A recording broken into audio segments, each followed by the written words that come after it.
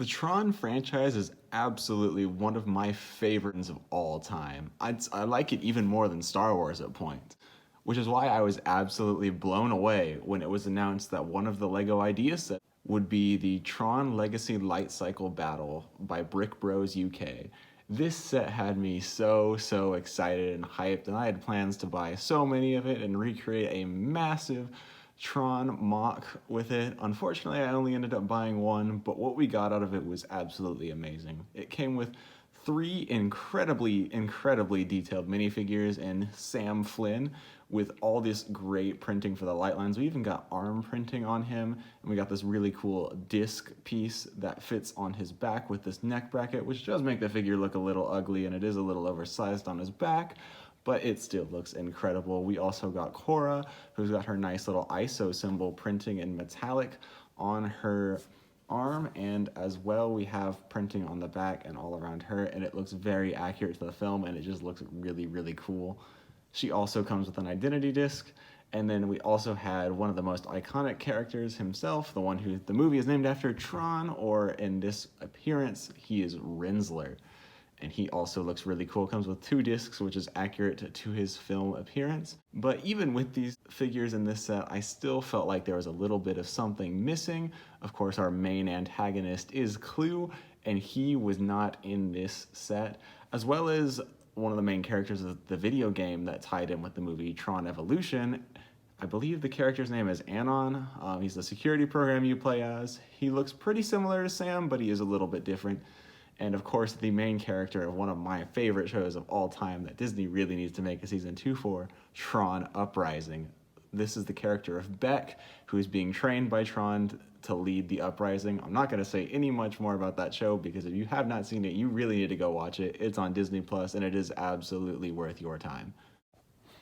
So me noticing the absence and complete lack of customs being made for these characters, I took it upon myself to get them made myself. And I'm going to review for you the best ones that I received. Starting with Clue, like I said, is the primary antagonist of Tron Legacy.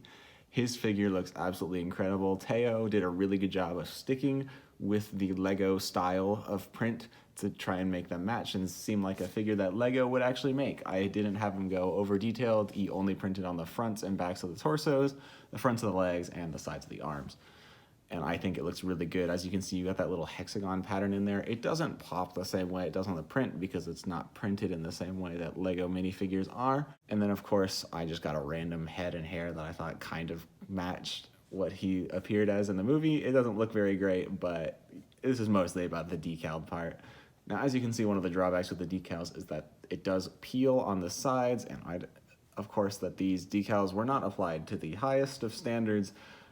There is no clearance for the legs to move, so I cannot move the legs at all. Moving on next, I had Anon made. Like I said, he appeared in the video game Tron Evolution, and this is a game where you play as a security program trying to defeat a virus that has infiltrated the system. Now, Anon does have very similar looking light lines at a glance to Sam Flynn, but they are very different. Sam's are more of a white than a blue. They're more of like a cyan, while Anon's are very much a deep blue color.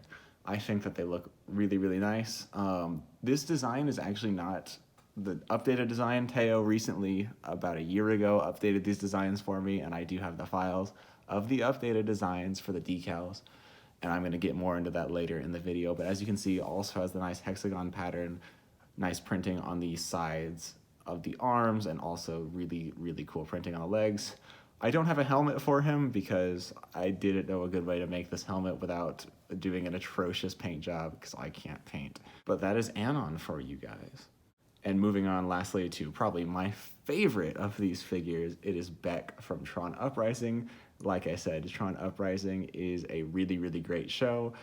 Think Clone Wars, but for Tron. I think it's absolutely incredible, except it didn't need any more seasons to find its footing. It was just great from the get-go. I'm telling you, you really need to check out Tron Uprising. It's on Disney Plus, please, guys. Check it out. Disney, make a season 2. But as you can see, Beck, I did get a little more accurate with the hairpiece, but still not great, but I did what I could.